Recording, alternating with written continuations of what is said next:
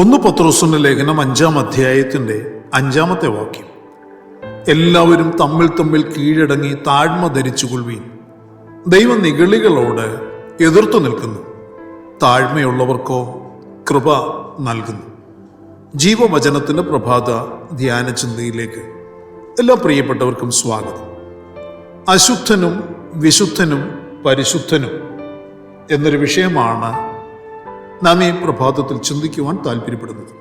കുടപ്രഭുക്കളെ, അശുദ്ധനും വിശുദ്ധനും പരിശുദ്ധനായ ദൈവത്തെ വണങ്ങുകയും ആരാധിക്കുകയും ചെയ്യുന്നുണ്ട്.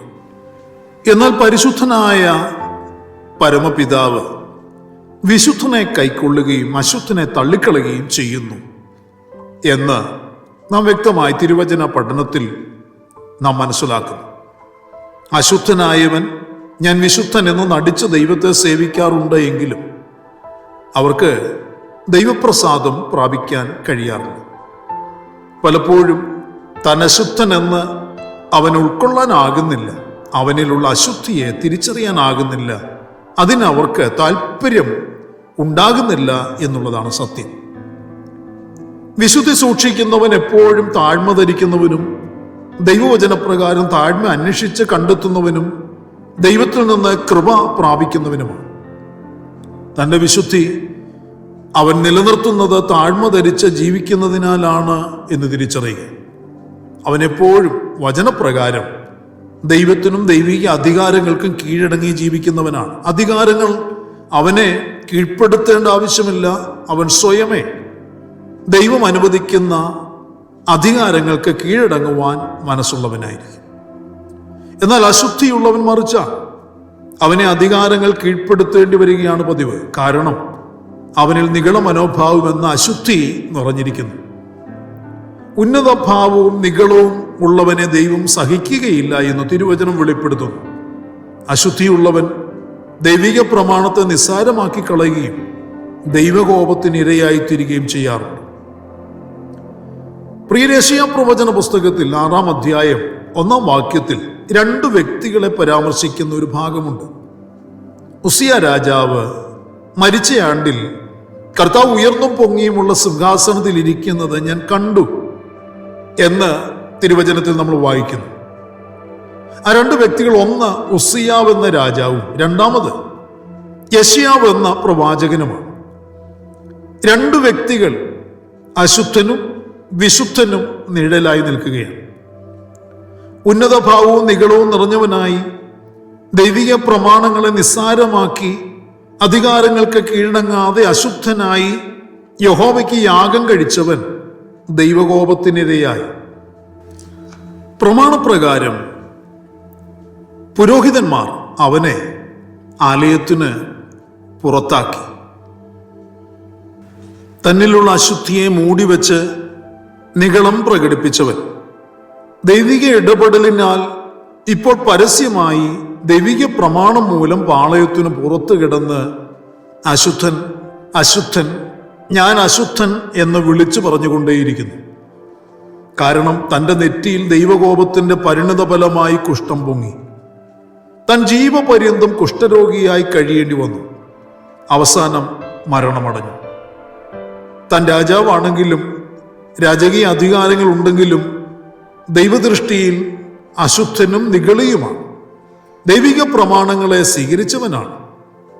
തനിക്ക് വേണ്ടി പുറത്ത് ദൈവവചനപ്രകാരം അശുദ്ധൻ അശുദ്ധൻ എന്ന മുന്നറിയിപ്പിന്റെ ശബ്ദം മുഴക്കിക്കൊണ്ടിരിക്കുമ്പോൾ താൻ മരിച്ച ആണ്ടിൽ യെശയ്യാവ് ഒരു ദർശനം കാണും.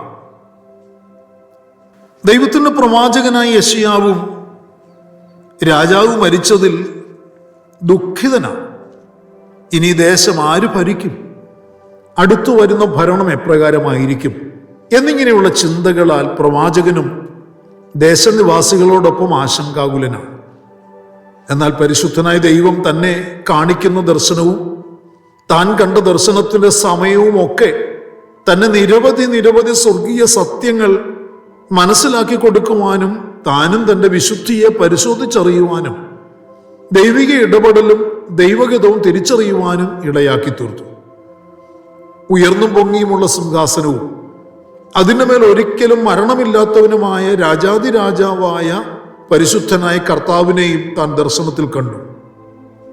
കർത്താവിന് ചുറ്റും സറാഫുകൾ നിന്ന് ദൈവം പരിശുദ്ധൻ പരിശുദ്ധൻ പരിശുദ്ധൻ എന്ന് വിളിച്ചു പറഞ്ഞുകൊണ്ടിരിക്കുന്ന ദർശനം കണ്ട യെശയ്യാവ് ദൈവത്തിൻ്റെ പരിശുദ്ധിയും തൻ്റെ വിശുദ്ധിയും തമ്മിൽ തുലനം ചെയ്തു നോക്കിയപ്പോൾ, താരതമ്യം ചെയ്തു നോക്കിയപ്പോൾ, അതുവരെ താനൊരു വിശുദ്ധൻ എന്ന് ചിന്തിച്ചിരുന്നവനും മറ്റുള്ളവന്റെ അശുദ്ധിയെ കാണുന്നവനും ചൂണ്ടിക്കാണിക്കുന്നവനും വിലയിരുത്തുന്നതുമായ തൻ്റെ ആ സ്വഭാവം, തന്നിലുള്ള അശുദ്ധിയും തിരിച്ചറിഞ്ഞ് തന്നെ ശുദ്ധീകരിക്കുവാൻ ദൈവസന്നിധിയിൽ നിലവിളിക്കുന്നവനാക്കി തീർക്കപ്പെടുകയാണ്. യെശയ്യാവെന്ന പ്രവാചകനിലും വലിയൊരു മാറ്റമാണ് ആ ദർശനം വരുത്തി തീർത്തത്. പ്രിയരെ, ഈ ദർശനം യെശയ്യാവിനെ ആത്മശോധനയ്ക്ക് വിധേയനാക്കുവാനിടയാക്കി. താൻ താഴ്മ ധരിക്കുന്നവനായി തീർന്നു. താൻ സ്വർഗീയ അഗ്നിയാൽ ശുദ്ധീകരിക്കപ്പെട്ടവനായി തീർന്നു. സ്വർഗീയ ഇടപെടലിനാൽ തന്നിലുള്ള കുറ്റം താൻ തിരിച്ചറിഞ്ഞു. അതുവരെ മറ്റുള്ളവർക്ക് കഷ്ടം കഷ്ടം കഷ്ടം എന്ന് പറഞ്ഞുകൊണ്ടിരുന്നവൻ, നീ അശുദ്ധൻ നീ അശുദ്ധൻ നീ അശുദ്ധൻ എന്ന് പറഞ്ഞുകൊണ്ടിരുന്നവൻ ഇപ്പോൾ അയ്യോ എനിക്ക് കഷ്ടം, ഞാൻ അശുദ്ധൻ എന്ന് തിരിച്ചറിഞ്ഞ് ദൈവസന്നിധിയിൽ താൻ തന്നെത്താൻ താഴ്ത്തി കരയുവാൻ തുടങ്ങി. തന്നിലുള്ള അശുദ്ധിയെ തിരിച്ചറിഞ്ഞവൻ ദൈവത്താൽ ശുദ്ധീകരണവും തുടർന്നുള്ള ശക്തമായ ശുശ്രൂഷ ജീവിതത്തിന് നിയോഗവും പ്രാപിച്ചു. എന്നാൽ തന്നിലുള്ള അശുദ്ധിയെ തിരിച്ചറിഞ്ഞ് അനുദപിക്കുവാൻ അവസരം ഉപയോഗിക്കാഞ്ഞ ഒസിയാവ് മരണത്തിന് ഇരയായിത്തീർന്നു. കൂടപ്പിറപ്പുകളെ, ദൈവം അനുതാപവും ഏറ്റുപറച്ചിലും നടത്തുന്നവനെയും താഴ്മയുള്ളവനെയും കടാക്ഷിക്കുകയും തന്റെ മഹാകൃപ അവരുടെ മേൽ പകരുകയും ചെയ്യുന്നു. എന്നാൽ അശുദ്ധി സമ്മതിക്കാതെ ഉന്നത ഭാവവും നിഗളവും ഉള്ളവനെ തൻ്റെ മുൻപിൽ നിന്ന് ദൈവം നീക്കിക്കളയുകയും ചെയ്യുന്നു എന്നും ഈ അനുഭവത്തിൽ കൂടി നാം തിരിച്ചറിയണം. താഴ്മയുള്ളവനെ വിശുദ്ധീകരണത്തിന് സമർപ്പിക്കുന്നവനെ തന്നെ ദൈവം തൻ്റെ മുൻപിൽ ശുശ്രൂഷിക്കുവാൻ നിർത്തുന്നവനാണ് ദൈവം. അനുതാപമുള്ളവൻ വിശുദ്ധനാകുന്നു, അനുതാപമില്ലാത്തവൻ അശുദ്ധനാക്കപ്പെടുകയും ചെയ്യുന്നു എന്ന് ഉസിയാവിൻ്റെയും യെശയ്യാവിൻ്റെയും ജീവിതം നമുക്ക് കാട്ടിത്തരും. നാം ആരെ പോലെയാകും? ദർശനവും അനുതാപവും ഏറ്റുപറച്ചിലും ശുദ്ധീകരണവും നിയോഗവും പ്രാപിച്ച യെശയ്യാവിനെ പോലെയുള്ളവരായി ജീവിക്കുക എന്ന് നമ്മെക്കുറിച്ച് പരിശുദ്ധനായ ദൈവം ആഗ്രഹിക്കുന്നു. നമ്മുടെയും ആഗ്രഹം അതുതന്നെയായിരിക്കണം.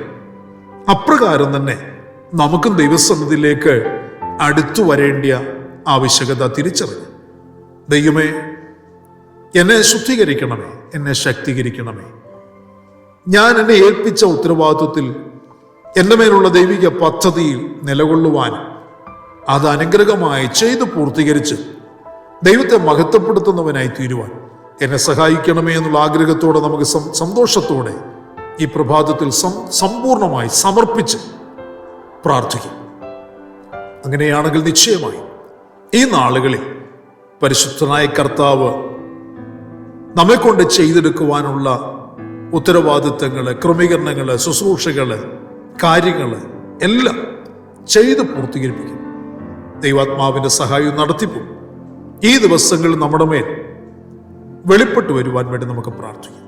പരിശുദ്ധനായ ഞങ്ങളുടെ സ്വർഗീയ പിതാവേ, അനുഗ്രഹീതമായ നല്ല ദിവസം പ്രഭാതത്തിൽ ദൈവത്തിന് മാറ്റമില്ലാത്ത തിരുവചനം ശ്രദ്ധയോടെ കേട്ട് ധ്യാനിക്കുവാൻ, ബലപ്പെടുവാൻ ഞങ്ങൾക്ക് നൽകി തന്ന ഈ അനുഗ്രഹീതമായ സന്ദർഭത്തിനായി, സമയത്തിനായി നന്ദിയോടെ സ്തോത്രം.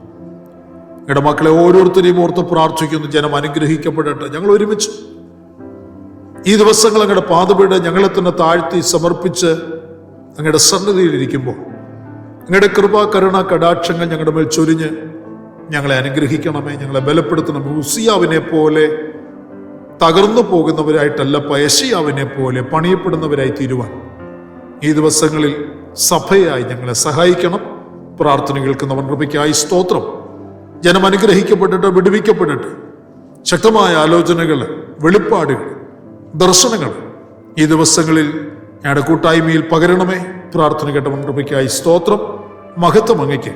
സകലത് ഞങ്ങൾക്ക് വേണ്ടി ജീവൻ തന്ന യേശു കർത്താവിന് ധന്യമായ നാമത്തിൽ താഴ്മയോടെ അപേക്ഷിക്കുന്നു. ദയ തോന്നി കേൾക്കുമാറാകണമേ. ആമേൻ. പ്രിയരെ, വചനങ്ങളാൽ പരിശുദ്ധനായ കർത്താവ് എല്ലാവരെയും അനുഗ്രഹിക്കട്ടെ. നമ്മുടെ വാഴ്ത്തപ്പെട്ട കർത്താവിൻ്റെ വരവടുത്തിരിക്കുന്നതിനാൽ അവൻ്റെ വരവിനോട് നമുക്ക് ഒരുങ്ങി കാത്തിരിക്കാം. മാറാനാഥ.